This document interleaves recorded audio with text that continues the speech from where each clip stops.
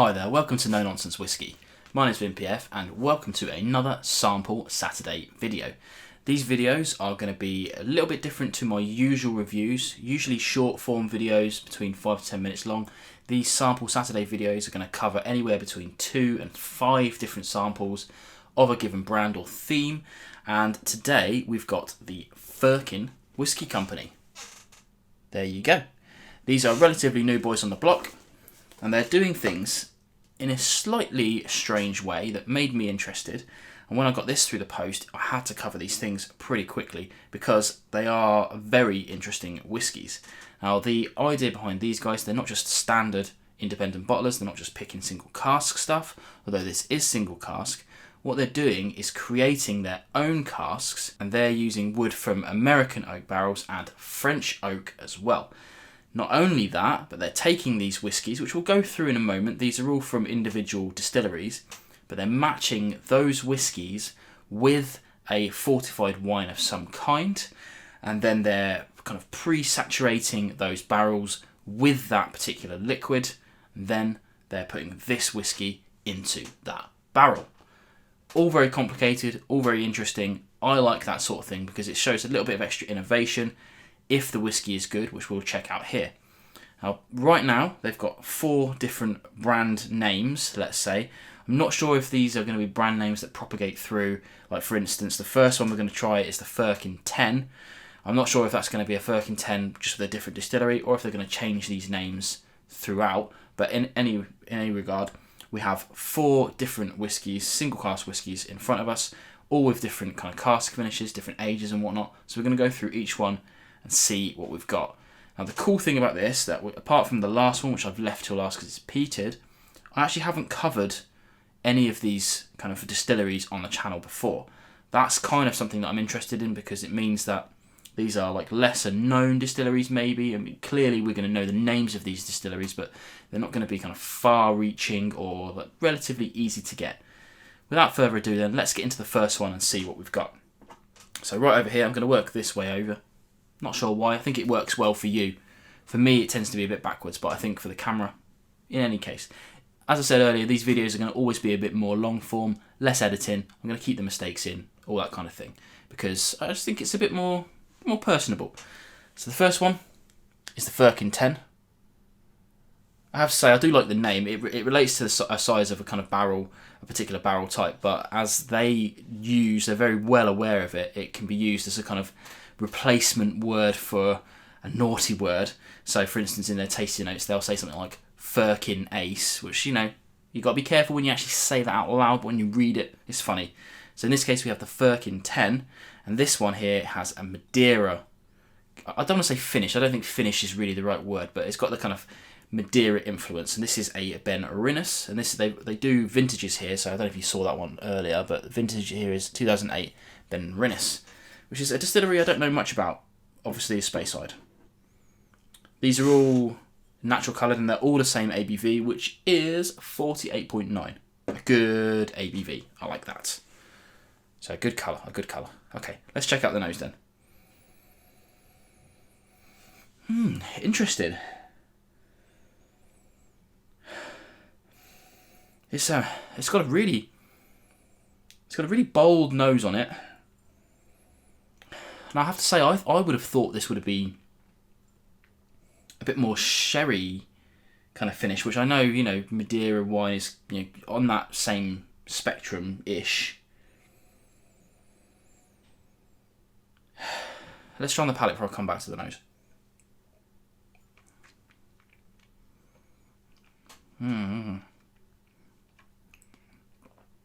Oh, there's a lot going on here. For me, it's quite spice forward on the nose even. Quite peppery, quite cinnamon-like. There's some kind of butteriness, some creaminess on there as well. Loads of vanillas. Yeah, really nice. Back to the palate.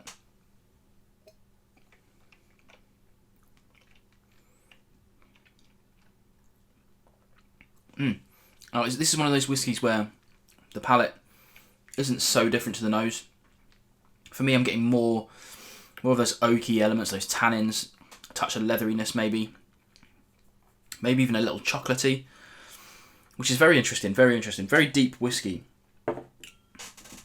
Now, important, sip in between each one.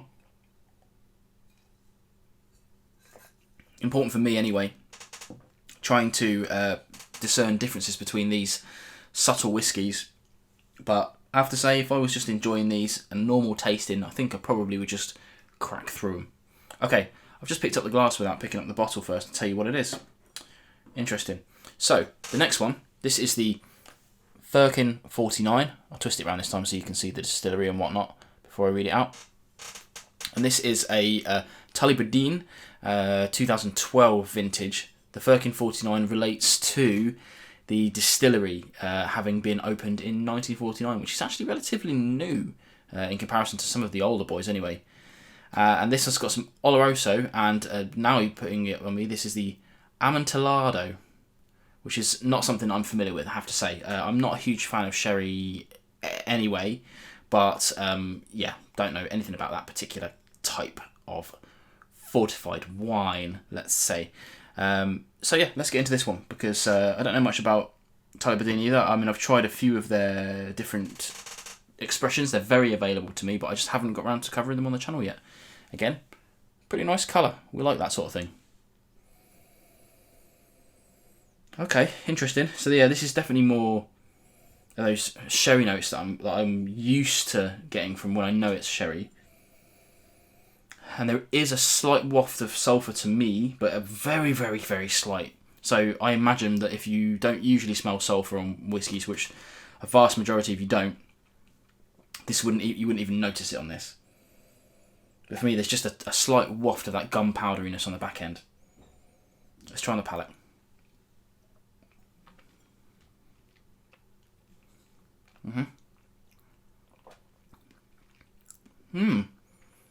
Okay.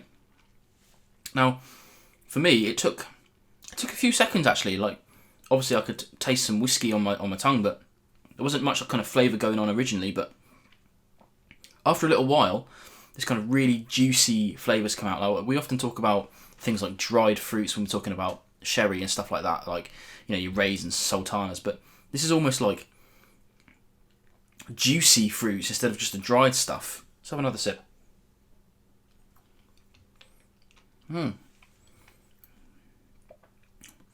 Yeah, it's not like overpowered on the sherry at all, but definitely sherry influence in there. I mean, that will lead you straight away. So if you're not into sherry, I mean, I'm not really into sherry kind of influenced whiskies.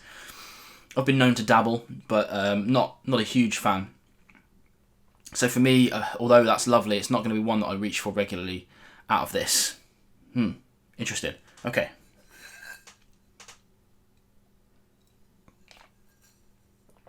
Okay. Next one, then, is the Firkin Rare. Not sure why they call them this rare, but I think it's probably because Altmore is not a kind of typical distillery that you see. This one's a tawny port. So yeah, Altmore 2010. Interesting. Definitely interesting try, because tawny port, I mean, again, I'm not a huge fan of port, but I would try a port. Oh, this is bag's different. It's got way more sweetness than the other two. And for me, it's a little bit more biscuity, a bit more buttery. Let's try on the palate quickly.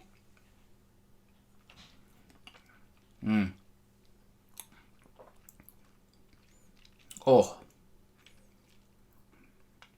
It's very sweet, actually. It's quite sweet whiskey. That's really lovely.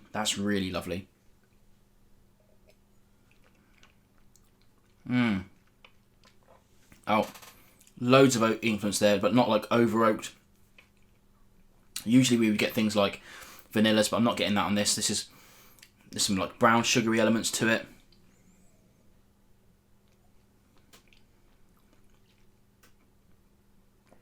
Kind of like a weird fruitiness to it. I'm struggling to pin that down. It isn't like hedgerow fruits. It's not like blackberries or raspberry, strawberries, that sort of thing. Not that I've ever tried a strawberry whiskey. I have tried a raspberry one. I have talked about that before. But yeah, that's really lovely. I'm actually very impressed with that one. Very impressed. Let's have a cleanse. Now, this is the one that I'm expecting to like, which, you know, might be a bit different, but this one is a Kalila, as I mentioned earlier. It's peated. So this is the Firkin Islay, and this one is a Kalila 2010, which is a masala cask. Oh, right in there, yes. So interesting. Again, not overly up on the different kinds of wines that have gone in this, but you know, it is what it is. Oh yeah. Now, it's so funny for me to say that, because I know that I'm coming up to my kind of 5th year somewhere in this year, like later on. I'm not anywhere near it just yet, but when I started this channel, this sort of nose would have put me right off, but it's unmistakably Islay. Gun to head, I might have guessed it was Kalila, but you know, it's an easy guess to make if you say Kalila, because it's probably going to be. But it's that kind of peated, but it's not like overly smoky and in your face. It's not medicinal, not ashy, but it's got that kind of sea air brininess to it as well, that saltiness. Not getting much of this masala vibe, but then I have to say I'm not entirely sure what I should be getting in that respect. Let's try on the palate.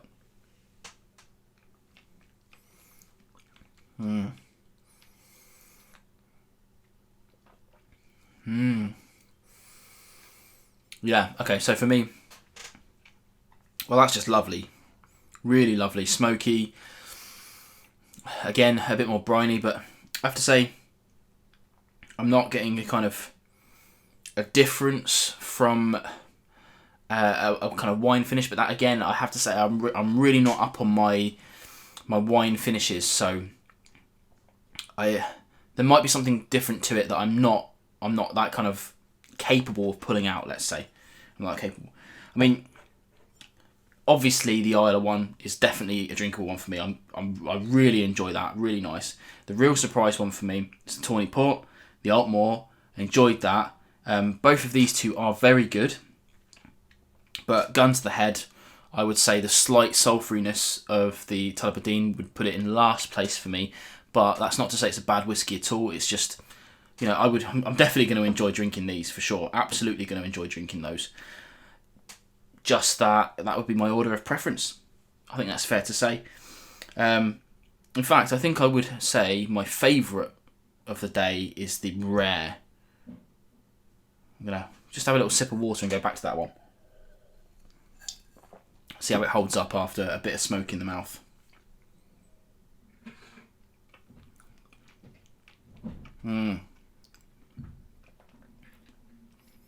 Oh, that really is fantastic. Yeah, I'm very much enjoying that. There you go.